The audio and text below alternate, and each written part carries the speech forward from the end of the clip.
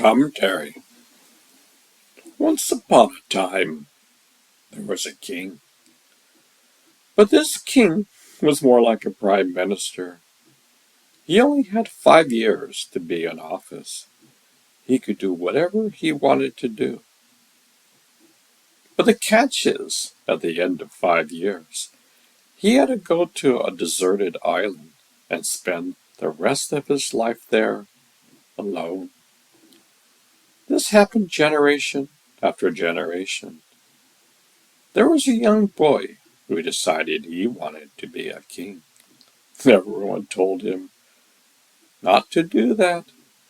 They knew the consequences after being 5 years in office. You see, this young boy was full of wisdom. They decided to make the young boy a king. The young boy ruled with the innocence of a child, yet with the wisdom of a sage. He knew the outcome at the same time. He knew how to overcome these circumstances. To make a long story short, after the 5 years was over, he simply moved to the palace on the other island that was previously built. For the 5 years he was in office, he had all the comforts of home. This was a wise man indeed. The moral of the story is to plan for your death while you are alive. Unfortunately, humanity hasn't done a very good job of this. The Jains were masterminds of thinking outside of the box. No matter what your human condition is, no matter what your intelligent level is, they have the knowledge and wisdom to impart to you, to help you on this incredible journey in life. I call the Jains the original software engineers of their time. Even today, the Jains are known for their scientific technology. Programming the subconscious mind has been discovered by them over 5,000 years ago. We are just beginning to understand that process. At times, it takes wisdom and knowledge to bring your mind, body, and soul into harmony. The Jains know that if you don't reprogram their neural circuits, the same computer program will be played. For example, if someone makes you angry, in less than a second, the subconscious mind will make you react. You can't do anything about that at the moment. A wise man understands the mechanics of the subconscious mind. He knows that habit can be established in just 30 days.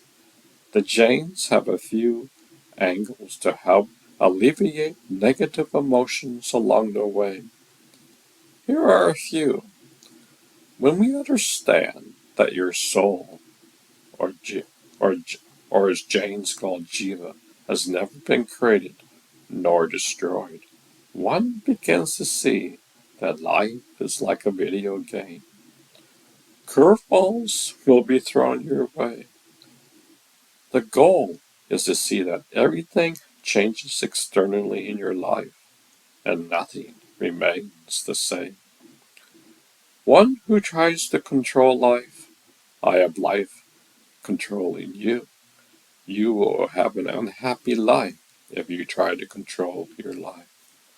No matter how enlightened you are, curveballs will always be thrown your way. Nobody gets a free ride.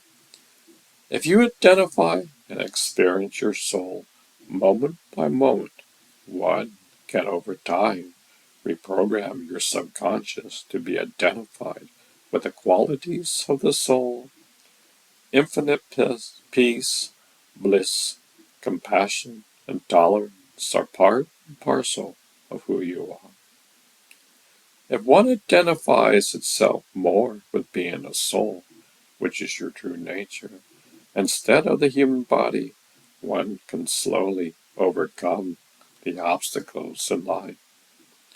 I've been studying how to program the subconscious mind for a while now. I find it quite interesting that in this present moment, science and the ancient wisdom of the old are both talking about the same thing. I think it's extremely important for the world at large to understand these basic principles in life. Storytelling has been used as a means to convey the essence of life. Through stories, one can train how to act and be. One can learn how to go from darkness to light. A few years ago, my business partner Guy introduced me to the Jataka tales. These are Buddhist tales that have morals and ethics behind each, and each tale represents how we can improve our lives on an everyday basis. The Jains have their storytelling in the same manner.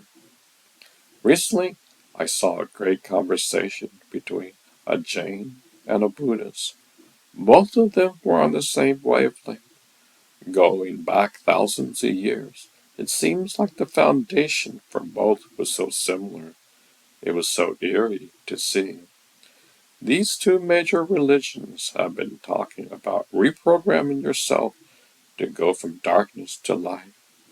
The speaker told a wonderful story about happiness.